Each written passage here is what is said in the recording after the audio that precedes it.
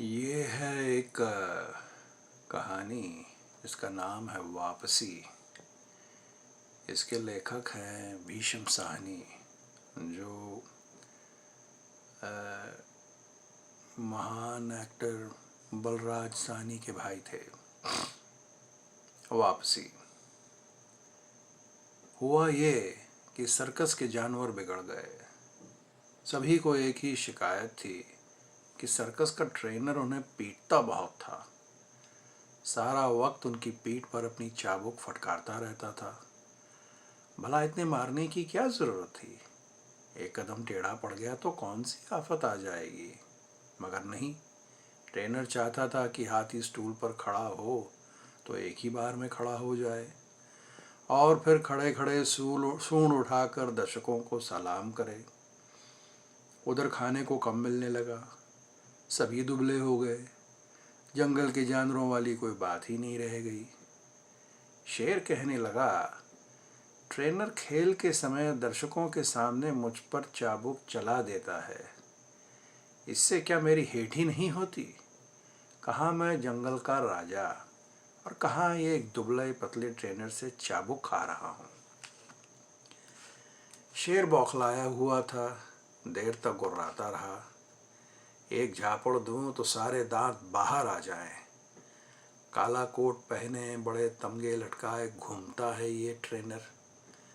पहले ढेर ढेर सा मांस पिंजरे में फेंका जाता था, अब उससे आधा भी नहीं मिलता।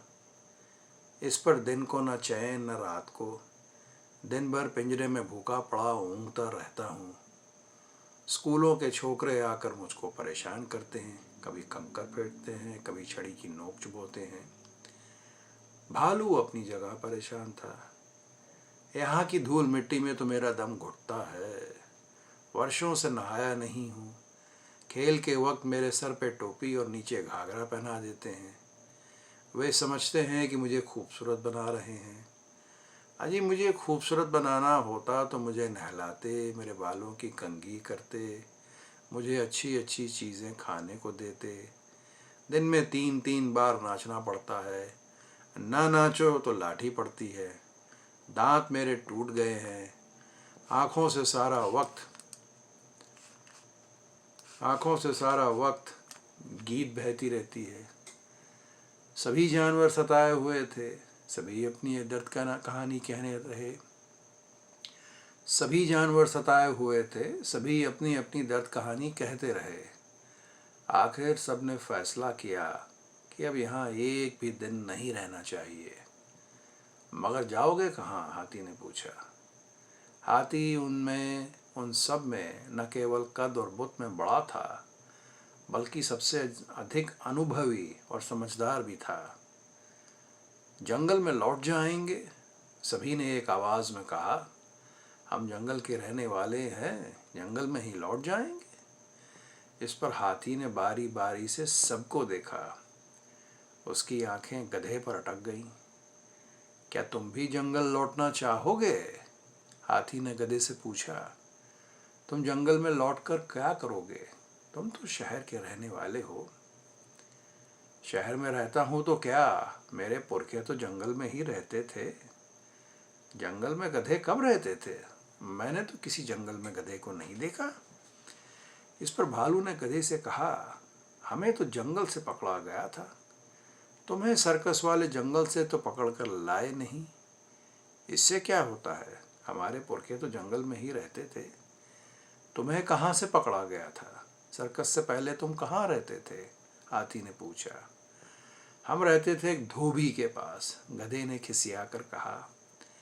वहां पर क्या काम करते थे? धोबी का गट्ठर नदी पर ले जाते थे।